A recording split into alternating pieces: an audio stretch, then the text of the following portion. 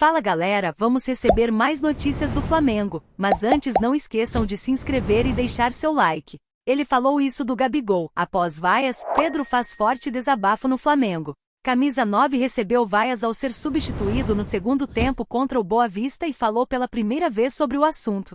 O Flamengo venceu o Boa Vista com um ótimo desempenho e chega para o Fla-X-Flu muito confiante. Aos poucos, a equipe do técnico Tite vem evoluindo cada vez mais durante os jogos importantes. Por outro lado, uma situação incomum chamou a atenção da nação.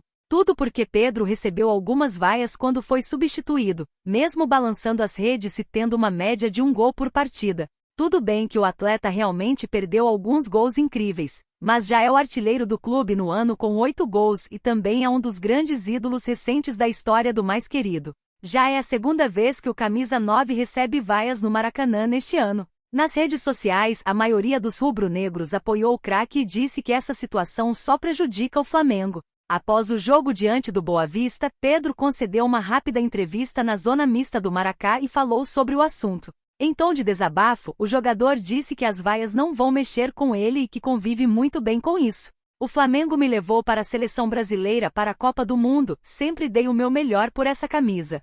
Sei que poderia ter feito uma noite melhor, mas fico feliz coletivamente, fizemos um grande jogo. A vaia não vai me abater, me abalar, e não vou me empolgar também com os elogios, disse. Ele também falou sobre a relação que tem com Gabigol. Na coletiva, Tite já tinha dito que são dois grandes jogadores e que vai jogar quem estiver em um melhor momento na atualidade.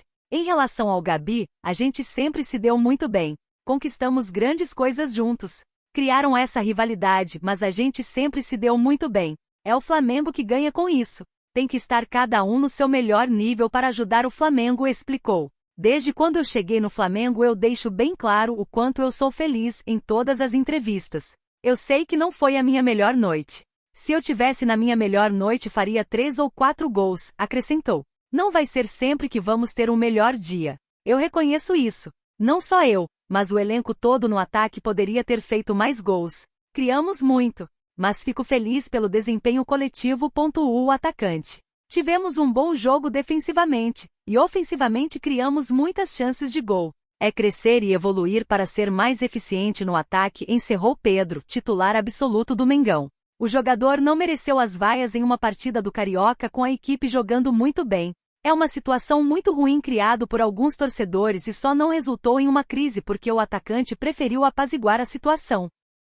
Atualização sobre quadro clínico de Gerson é revelado no Flamengo. O camisa 20 continuará realizando tratamento em casa e os próximos exames indicarão se será necessário fazer uma cirurgia ou não. O volante Gerson recebeu alta nesta terça-feira 20, após permanecer quase 48 horas internado no Hospital Samaritano por conta de hidronefrose com infecção renal, e ficou afastado nos últimos dias do Flamengo. O camisa 20 continuará realizando tratamento em casa e os próximos exames indicarão se será necessário fazer uma cirurgia ou não. O jogador tem um quadro que está sendo analisado pelo departamento médico. Caso confirmado a necessidade de procedimento cirúrgico, Gerson ficará de fora das últimas partidas do Flamengo no Campeonato Carioca. Ou seja, ele só retorna para a disputa do Campeonato Brasileiro. Em suas redes sociais, Gerson agradeceu as mensagens de carinho e tranquiliza a nação rubro-negra. O camisa 20 se recupera de um quadro de hidronefrose e infecção renal e fez questão de mandar recado para a nação. Obrigado por todas as mensagens e carinho comigo. Estou bem e evoluindo.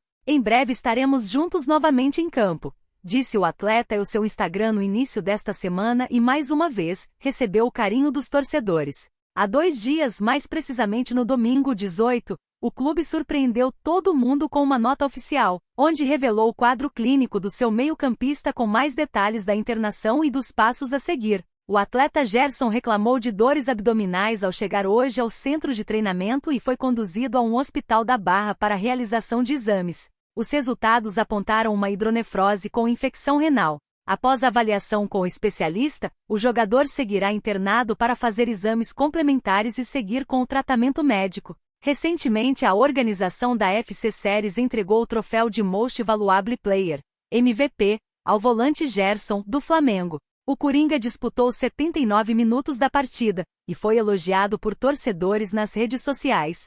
Com Igor Jesus na titularidade, o Flamengo está escalado para enfrentar o Boa Vista pela 9ª rodada do Campeonato Carioca. Com De La Cruz mais recuado, o time vai para campo com Rossi, Varela, Davi Luiz, Léo Pereira e Ayrton Lucas, Igor Jesus, De La Cruz e Arrascaeta, Luiz Araújo, Cebolinha e Pedro. A ausência sentida no confronto foi o volante Pulgar, que de acordo com o GE, anteriormente, estava com o estado de virose e febril.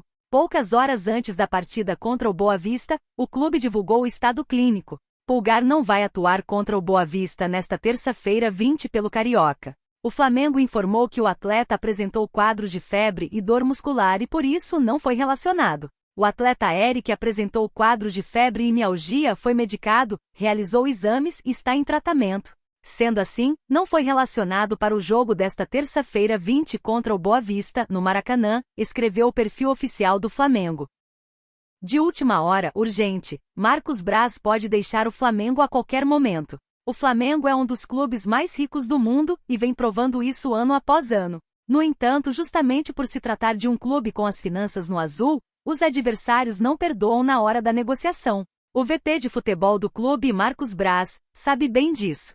A diretoria que vai atrás do jogador já sabe que o clube em que o jogador está não vai facilitar a vida do Mengão e a intenção é mesmo inflacionar o negócio para arrancar o máximo de dinheiro possível na negociação. É mais ou menos o que acontece no caso envolvendo o Red Bull Bragantino em relação ao zagueiro Léo Ortiz. Os paulistas insistem em pedir 9 milhões de euros pelo defensor de 28 anos, enquanto o Fla quer pagar só 7 milhões de euros. O impasse vem gerando uma novela, chegando ao ponto do próprio atleta vir a público externar seu desejo de vestir o manto sagrado, mas reiterando que deseja que o acordo seja bom para todos os envolvidos. A gestão de Rodolfo Landim está chegando ao fim. Eleito em 2019 e também em 2021, o presidente cumpre seu último mandato, que se encerra em dezembro deste ano. No entanto, uma baixa importante pode ocorrer antes disso. Sempre foi motivo de polêmicas e questionamentos o fato de Marcos Braz acumular função no Flamengo e também como vereador do Rio de Janeiro, mas a diretoria nunca se opôs publicamente. No entanto, a carreira política de Braz pode impedi-lo de continuar no Fla. Segundo o paparazzo rubro-negro, existe uma possibilidade do VP do clube carioca assumir o cargo, ainda que temporário, de deputado federal. Uma deputada do partido de Braz, PL, Partido Liberal, irá se candidatar às eleições municipais, assim deixando a cadeira vaga em Brasília. Sendo um dos suplentes para a função no PL, Marcos pode assumir o cargo. Caso isso aconteça, a função no clube e no partido podem entrar em conflito, uma vez que Braz passaria, em tese, muito mais tempo em Brasília do que no Ninho do Urubu e outros compromissos do Flamengo. Diogo Lemos, conselheiro de futebol do Flamengo, explicou em uma live do paparazzo rubro-negro como funciona a busca por reforços no Mengão, uma vez que Braz, ao lado de Landim e Bruno Spindel, dão as últimas palavras. Sou um par do vice-presidente de futebol nas questões relativas a estratégicas do clube como orçamentos, metas, organograma. Eu não participo do dia a dia, sou um cara bem ativo, vou a todos os jogos e viajo. Mas na minha função, não tenho participação diária, apesar de saber de tudo o que acontece, iniciou. Poder decisório de escolher horário, não possuo. A gente avalia os nomes que vêm do scout para a gente, dentro de um perfil que o scout já detalhou. Avaliamos a questão financeira, comportamento, etc. Eu posso passar para o scout avaliar, mas não indico o jogador, acrescentou. Empresário de Gabigol abre o jogo sobre saída do Flamengo. Presidente do Corinthians voltou a falar sobre a possível saída do atacante do rubro-negro em entrevista para o Arena SBT. Augusto Melo, presidente do Corinthians, voltou a falar sobre uma possível contratação de Gabigol, atacante do Flamengo. Ao programa Arena SBT, o mandarino afirmou que Gabriel foi oferecido ao clube. O Corinthians fez de tudo para tentar tirar o atacante da Gávea, mas esbarrou em uma série de dificuldades. A novela perdurou desde o fim do ano passado até o fim de janeiro, mas o mais querido não quis negócio. Nunca prometemos nenhum grande jogador, prometemos um time competitivo e forte. Nunca prometi que ia contratar o Gabigol. Ele nos foi oferecido, não fui atrás dele, iniciou ele no programa na última segunda-feira 19. Ficamos um tempo esperando e chegou uma hora que tive que desistir. Era o primeiro projeto, para investirmos tudo. Estava caminhando muito bem, concluiu o presidente no Arena SBT, dando esperança novamente para seus torcedores. Nesta terça-feira 20, o empresário do atacante fez questão de esclarecer, mais uma vez, a história, indo em uma direção completamente contrária ao que o mandatário revelou em entrevista para a emissora paulista. Júnior Pedrosa negou que Gabigol foi oferecido para o Corinthians ou qualquer outro clube. O atacante negociava uma renovação com o Flamengo no fim do ano passado e ainda existe a ideia dele permanecer no clube. Em momento algum o Gabriel foi oferecido ao Corinthians ou outro clube. Até porque a gente tinha uma discussão de uma renovação de contrato em andamento, iniciou o empresário do atacante do Fla. Em respeito a essa negociação, a gente não abriu outras conversas. Não oferecemos ele em nenhum clube. Isso é o que existe e eu posso provar. Repito, por parte do staff e família do atleta, ninguém ofereceu o jogador ao Corinthians. Agora, óbvio, se for uma pessoa de fora do nosso ciclo, não posso te garantir, concluiu Júnior Pedrosa em áudio para o jornalista Mauro César. O Conselho Deliberativo do Flamengo aprovou a proposta da empresa Brax para o patrocínio das placas de publicidade nos jogos em que o clube for mandante no Campeonato Brasileiro entre 2025 e 2029. Ao todo, o CRF receberá mais de 330 milhões de reais com o acordo. O acordo inclui tapetes 3D, painéis estáticos, prismas e painéis de LED, além de 2 placas extras atrás dos gols para que os patrocinadores sejam expostos. Informações do jornalista Léo José dão conta que está fechado. O contrato não inclui ações nas arquibancadas, áreas internas e externas do estádio, sistema de som e telão, fazendo com que o Flamengo seja livre para fechar com novos patrocinadores para estas áreas. Joana de Assis confirmou, Flamengo marca reunião para anunciar terceiro reforço. Jornalista do Sport TV crava informação de encontro de dirigentes do Mengão com o empresário que pode oficializar nova contratação no Ninho do Urubu. Por enquanto, o Flamengo anunciou apenas 2 reforços para a temporada. São eles, o lateral esquerdo Matias Vina e o meia Nicolás de la Cruz, ambos da seleção do Uruguai. Ambos foram aprovados por Tite e sua comissão técnica. Mas a procura por mais contratações não para por aí. Está em evidência a contratação de um defensor, até pelas saídas de Rodrigo Caio e Pablo, esse último emprestado ao Botafogo. O nome indicado pelo treinador do Mengão é Léo Ortiz. O zagueiro do Red Bull Bragantino foi convocado por Tite para a seleção brasileira em 2021 e é o nome pensado para compor o elenco, que já tem Fabrício Bruno, Davi Luiz e Léo Pereira. O problema é que o Bragantino não está facilitando as tratativas. A multa rescisória de Léo Ortiz é de 10 milhões de euros, 53,3 milhões de reais na cotação atual, e no máximo, o time paulista reduz a pedida para 45 milhões de reais.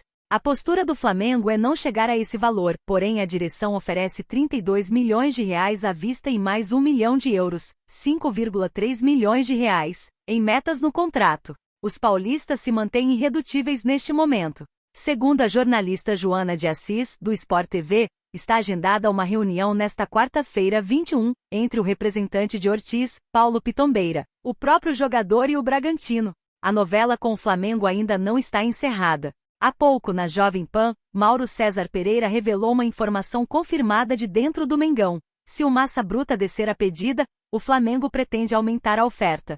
O próprio zagueiro de 28 anos quer uma definição rápida do caso, uma vez que vem defendendo o Bragantino no Campeonato Paulista e já foi inscrito na fase preliminar da Libertadores da América pelo técnico Pedro Caixinha. As pessoas que controlam minha carreira sabem da minha vontade. Os clubes também sabem o que eu quero. Espero que as coisas andem. Tem que ser algo justo para todas as partes. Quero sair pela porta da frente pelo clube que me deu essa oportunidade, disse Léo no fim de semana. No Bragantino, o assunto é tratado como encerrado. Inclusive, o camisa 3 está concentrado para a estreia do Massa na Libertadores, nesta terça-feira 20 contra o Águilas Douradas, na Colômbia. Segundo apurou a reportagem do portal Coluna do Fla, o encontro de Paulo Pitombeira nesta quarta será com Diego Serri, diretor esportivo do Bragantino. O dirigente viajou com a delegação do time paulista para Medellín e receberá o empresário no dia seguinte. O objetivo do empresário de Léo Ortiz é convencer a diretoria a aceitar a proposta do Flamengo, reforçando que há 2 anos, foi Fabrício Bruno que trocava o Bragantino pelo mais querido. E você, torcedor? O que você acha da situação sobre Léo Ortiz? Deixe a sua opinião nos comentários.